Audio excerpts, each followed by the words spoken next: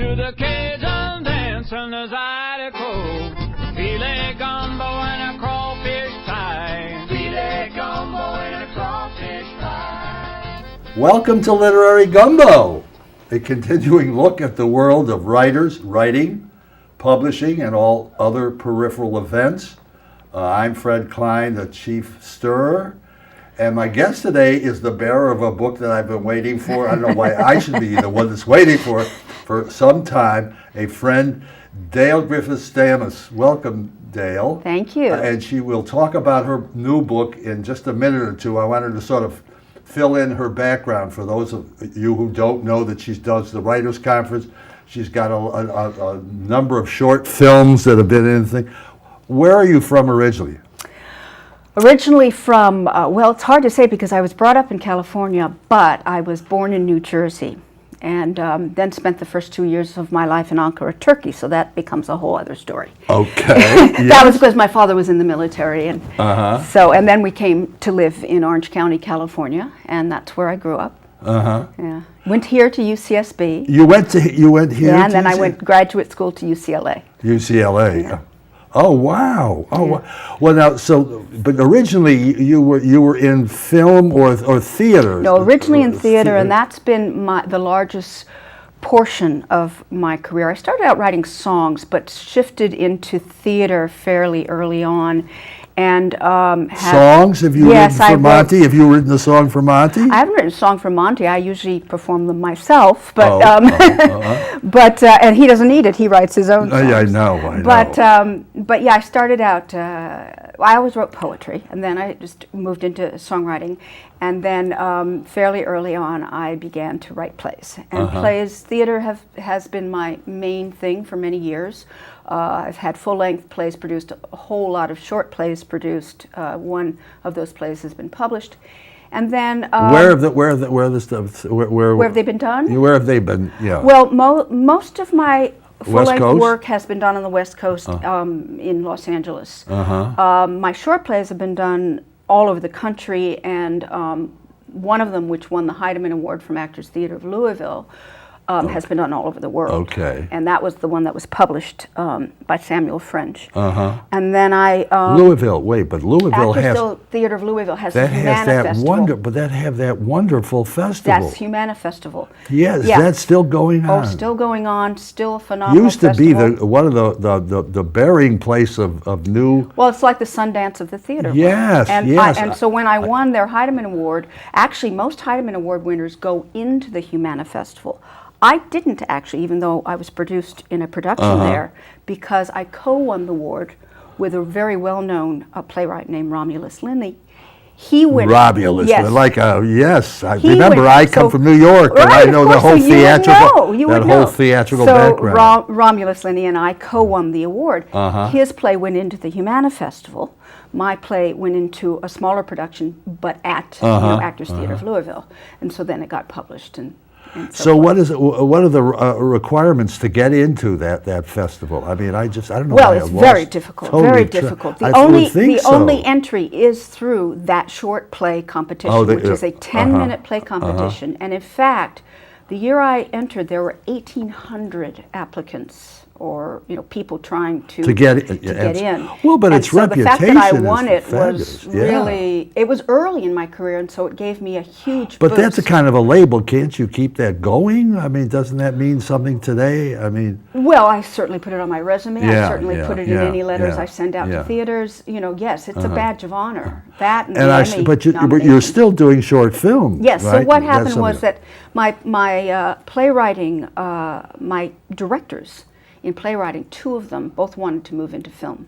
So it seemed a somewhat natural transition to take we wanted to do short films to start out, to take some of my short plays and adapt them into film. So two of them got adapted to film so far, and we're in post-production for a third. Oh. And the two that got done went to multiple film festivals, won some awards. That was all nice. The one that we're doing now is actually based on that award-winning play.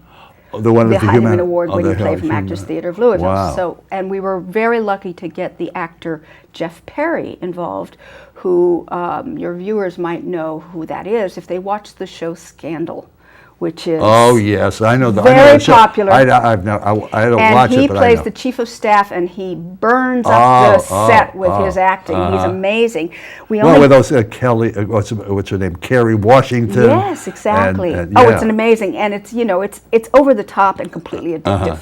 And so both my director and I, we literally sent him the script cold. But I think because he comes from the world of theater and knows what the Heidemann Award is. Right. I think that already. And that's, you say short film. Now, what are we talking? 15 minutes? Yeah, 20? short films tend to be between 12 and 15 minutes. 15 minutes.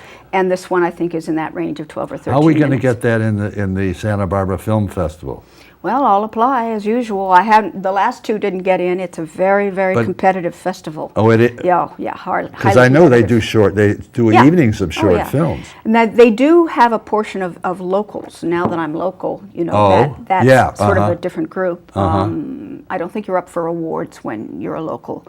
But other than that, I think that's a little easier way to get. I'm thinking more of exposure than. Yes, exactly. And that's how I feel too. So you're still doing that? So I'm still doing that. And our plan is to move into feature film next. So I'm going to probably adapt someone else's work, I think, or again adapt one of my own longer plays. You know, that was my original intent when I moved from from New York to California. I was going to option a couple of books to get somebody to do screenplays. Yeah. But I realized that you can't just do one at a time. It's almost like you've got to have things in the air. You've got to have things in various stages. Yeah. Because it takes so darn long. It takes so darn long. And so some of the choices I make, one thing about doing a book, I have to say, is that you're entirely responsible for it. There's nobody else other than you to make that book happen. Well, wait a second. Well, all right, let's get to the book. No, yes, I think we can get to the book. Because, wait a second, she's a twin, and her brother is the co-author. Yeah. Now, how did you, number one, he's had a career. Yeah. He's written books. He's written let me clarify. Okay. My brother has had a career, but his career is largely in marketing, branding, and multiple entrepreneurial businesses. But because he came from an art background, which is that he went to Art Center College of Design with an illustration background, that artistic, creative side of him has always been alive and well while he was making lots of money with his marketing firms and branding, things. And so periodically he produces books, and what I mean by that is he doesn't co-author them because he's not a writer per se. He hires an author, he chooses the theme, he works with the author closely in brainstorming the content of the book, and he designs the whole look of the book. And he has had several books through the years like this, and they're always related to his work in some way or another. So he ties it into his work, again, in a marketing sense. And one of them, his very first, was a bestseller. It was about airbrush artists like Mike Zoll and I'm trying to think, Varga, and people like that. Yes, so he met and they interviewed, and they have all the beautiful work. It's a coffee table book, and that was with, I think that was with Random House, and he did very well with that book. Then he had an entrepreneurial endeavor where he had a microbrewery. And so he had, I know, this is, he goes, he's I now have learned is called a serial entrepreneur. He then, he had a microbrewery. So he had two books that were about beer. One of them was called Great Chefs Cook with Beer, or Famous Chefs Cook with Beer. That did very well. And then another one was a guide to the best beers of America. That did very well.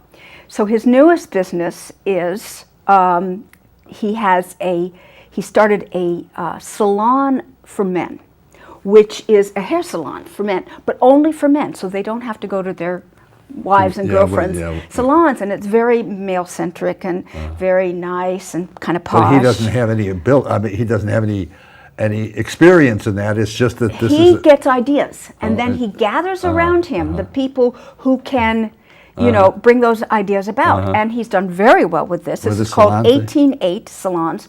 They're now, I think he opened about 7 stores of his own, but now they're franchised all over the country. Oh, wow. Oh. So, again, the creative urges started coming on. And they're twins, so some of it had to seep off us. Well, the creative urges came up, and he realized he needed to now have another book. And so he was going to do a book that would be a gift with membership for those who were joining the salon.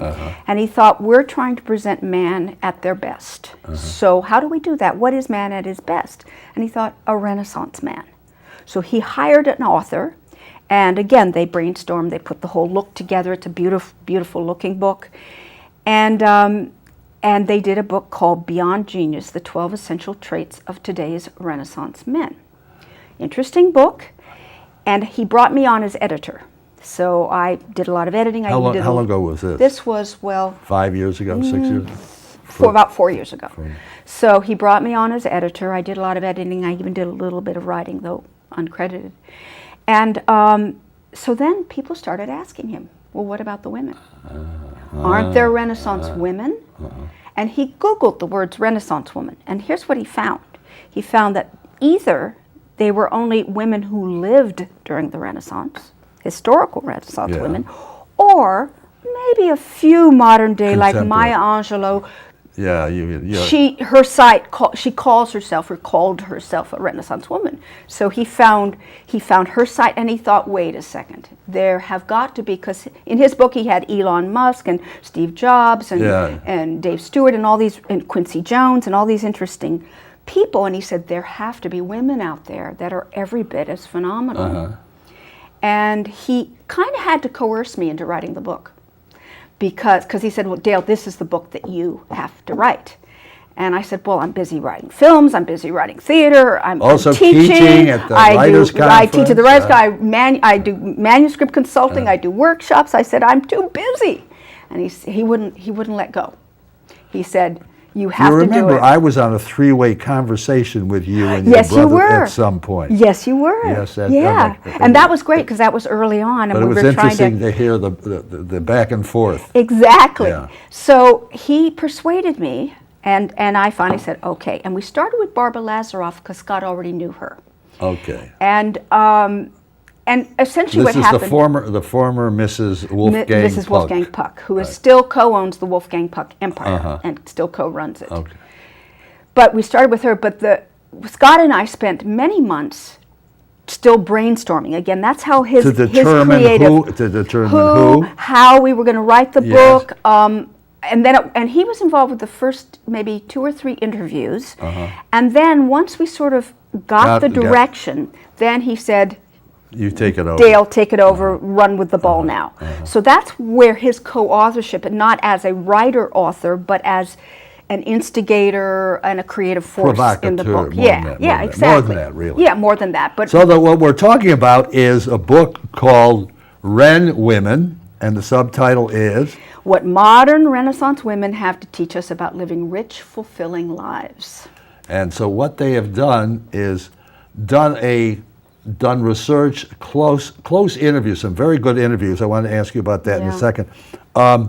But first, talking about the ancient, those who may have been historically considered Renaissance women, and then a few references to the icons, current, like Maya Angelou. Yeah, the ones who are well known. We did like Hillary. Yeah, like Hillary, Angelou, Condoleezza Rice, who was a concert level pianist. And we decided not to feature them in our main chapters, and there was a reason behind that, and that is, and we heard this from a number of people, you can find anything you want to find out about any of those women. You go to Wikipedia, you go to Google, you go to 20 million books on, and we thought, wouldn't it be more interesting to show women who are lesser known, but no less extraordinary, who can then remind us, because this is very much a book about inspiring other women to live this kind of Ren life. I think that is, if there were one word I would use for the book, it is inspiration. It is inspiration. And we see it as both inspiring and motivational.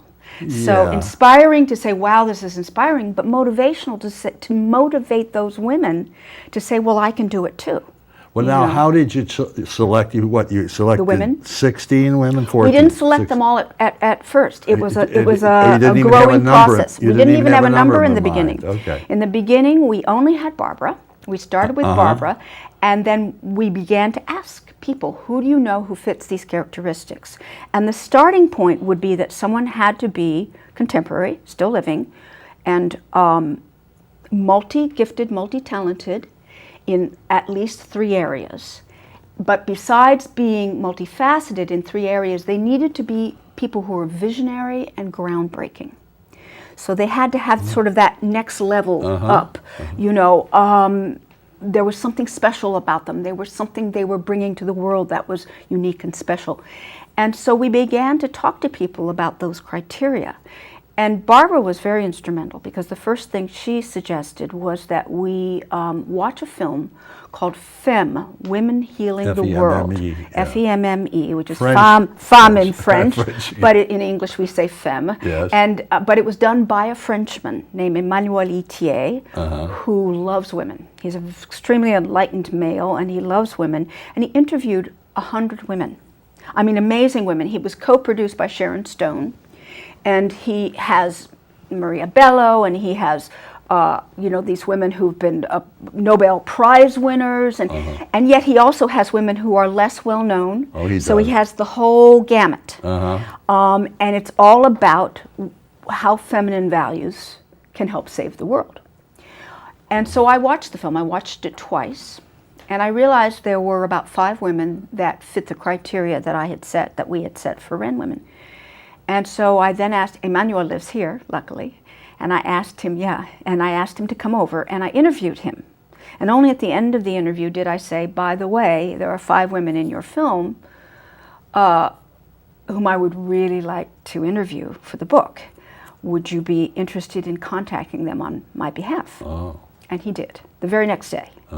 Out of those 5 women, 3 responded. Out of those 3, 2 ended up in the book, but a 3rd was a recommendation from the other woman who just was not able to find the time. And so she said, you need to look at Ava Haller. And that's how Ava came in. Then Ava and I became fast friends. I mean, it was like instantaneous. I interviewed her, and she just took me under her wing. Why don't you give sort of a quick of her or Ava? Yes, because she's phenomenal. History is just unbelievable. Well, the most well-known story about Ava Haller. Oh yes. The most well-known story about Ava Haller was that she grew up in Hungary during the Nazi occupation. She's now 86 years old. She grew up in Hungary. She was 14 years old, and she was being hidden as a Jew. She was being hidden in a Scottish mission school where a lot of Jewish children were being hidden. The woman who ran the school, the Scottish woman who ran the school, actually got put into Auschwitz and was killed there. Yeah. Hey. So she was in this school, but eventually the school got invaded, and by Hungarian soldiers, but they had been turned into Nazis. They lined all the children up. Now, she had responsibility for a little 10-year-old boy because her parents and the 10-year-old boy's mother had all gone into hiding together. They didn't even know where they were. They just knew they were in hiding, and they'd put them in the school. So here they are all lined up, and the German soldier is, walking down the line. He gets to Ava, and Ava says to the Germans, looks him straight in the eye, and she says, well, he's not German, the Hungarian Nazi, looks him straight in the eye and says, you don't want to kill me. And he said, I don't, why not? And she said, because I am much too young and much too beautiful to die. And she says that's funny because she doesn't think she was beautiful at all, but nonetheless, she said that, and he just stared at her, kind of astounded. And he said, and she was. Yeah, he said, okay then, go. He did. She was one of the few who survived. Yes, but here's the thing. She went, and this is literally how she says it. I don't know if there's bleeps on your program, but she starts to walk away, and she goes, oh, I forgot the kid. So she goes back. She says to the soldier, I forgot something. She grabs the boy. Oh, wow. Oh. But the part that people don't know about as much, because that's kind of, apocryphal and people know that story. And that was that early story. Was that she left with that little boy with no clothes on their back, no food, dead of winter. How is she going to survive? And that's where the story really begins. And she has a harrowing life for many, many years. The fact that she is such a phenomenal force in society now, in so many ways, is really remarkable. And one of the things I called it when she first said to that soldier, this was an example of what I call brazen resourcefulness. Certainly, I have to agree there. And this was not the only time that she showed signs of this brazen resourcefulness. And that, to me, was what helped her survive. And she had it from that very young age. You know, what is it about people that they can draw on those kinds of powers of, of being? So her story, yes, is amazing. Some of the other women, their stories are subtler. Some of them are just as dramatic. If I read a portion, I'll read about Kathy Eldon, whose story was just as dramatic. Did you want to? Yeah, why don't you do it just to get a feel? Well, one of the things I did in the book, because how it was organized to me was going to be very important. As Fred knows, I teach story structure for all genres. And so here I was embarking on a nonfiction book, and the structure of it was going to be very important. And once I knew what our subtitle was, which was our theme, which was this is a book that is meant to be inspirational and meant to tell you stories that will motivate you in your own lives. I started, and then my brother, again, this is one of his pieces of advice, Scott said, you're a playwright, you're a storyteller. He said, so make it feel like a story. You know, not just an interview, but a story. Have it have a narrative flow. And so then I realized one of the things that I wanted to do was start each chapter with a little piece from each of the women's lives that was a very dramatic moment in their lives, just to draw the reader in. And so this was what I wrote about Kathy Eldon. Kathy runs a program called Creative Visions, and she's been a journalist, she's authored 18 books, she's been a speaker, she's been a film producer, social activist, and founder, most important. How did you find her? I found her through Ava. Oh, okay. Yes. Okay. So she was the founder of Creative Visions Foundation and the Dan Eldon Center for Creative Activism. So here's her story. It was the worst news a mother could ever receive. Her son, Dan Eldon, a 22-year-old photojournalist working in the war zone of Somalia, had been stoned to death by an angry mob. It was July 12th, 1993, and her son had rushed from his hotel in Mogadishu with 4 other war journalists to capture the tragedy of a UN bombing gone terribly awry. The UN forces had bombed the Abdi Villa, where their target, the warlord General Aidid, was believed to be meeting with his followers. But Aidid wasn't there. Instead, more than 200 innocent people were killed or wounded in the bombing. By the time the journalists arrived on the scene and began shooting pictures, the crowd there had turned into a furious mob. They set upon the journalists with stones, sticks, and pipes. Only one of them, Mo Shafi, a mentor and friend to Dan, survived. When Kathy received the news, she was overtaken by a searing rage against life and God. She slid to the floor, animal noises escaping her she didn't recognize. It would be a long time before she could accept what had happened. Little did she know in this, her darkest hour, that Dan's life would inspire both her and many others to pursue a calling of giving back and supporting creative ways to transform the world we live in. Now, how did you interview over the telephone? Did you do every person to person? I did many person. Wherever possible, I did person to person. So Kathy, anybody in the Southern California area, I did person to person, and that was most of them. So Kathy was person. There are two here, Ava, but also a woman named Lita Rodden Singer who lives here in Santa Barbara, and she's again multiply talented, has done many, many things. I interviewed her personally. The only ones I did when they were a little longer distance, Lori Carnath lives half, and she's an explorer. I love her because she's a woman explorer. I mean, a professional explorer. That is so cool. But she lives half the time in Germany and half the time back east. Frances Hesselbein, who is was the CEO of Girl Scouts of America, lives in New York. So I interviewed her. That was one where Scott and I both interviewed her on the phone. And Well, Okay. one other woman was back east, Uh-huh. but everyone else I was able to interview personally, which is And have great. you met, so obviously, Ava and a few others, you've seen person to person. Yes. But you haven't gotten them all together I for did. some occasion. I You did? did.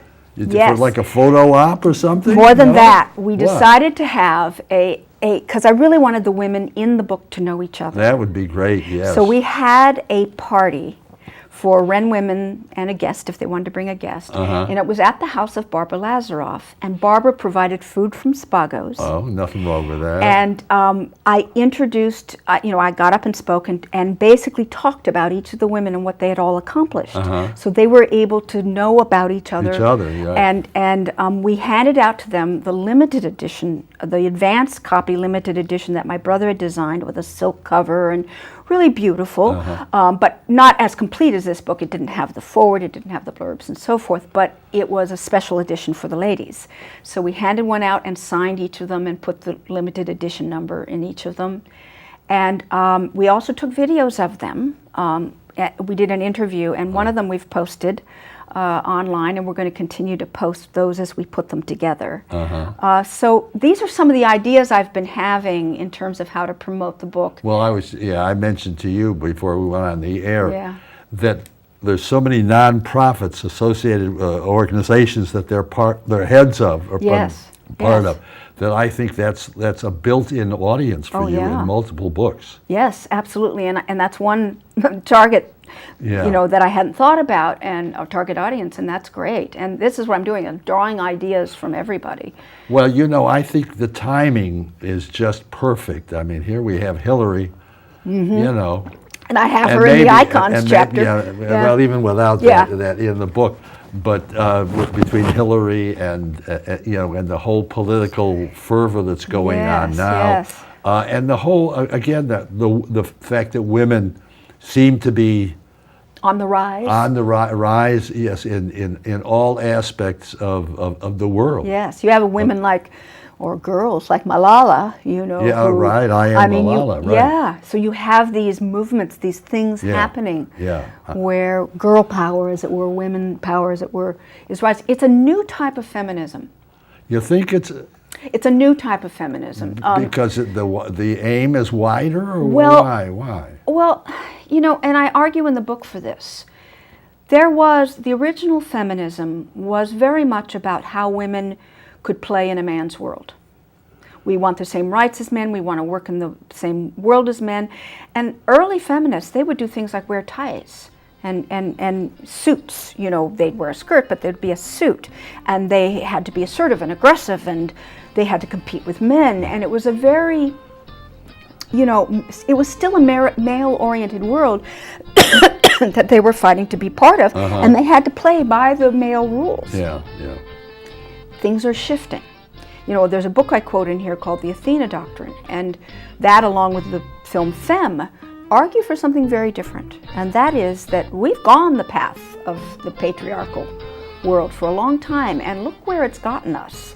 We have more wars than ever.